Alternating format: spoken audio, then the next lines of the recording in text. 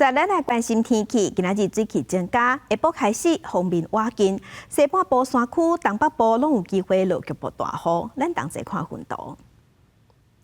要提醒乡亲，其实对昨开始，咱台湾周边的水气已经变济啊，天气会开始较无稳定。今仔日顶部就会开始豆豆变天，下晡锋面瓦紧，西半部爱细致雷公雨，尤其是这一段锋面，真十北真完整，各地头雨拢会真粗。今仔日半暝到明仔顶部是落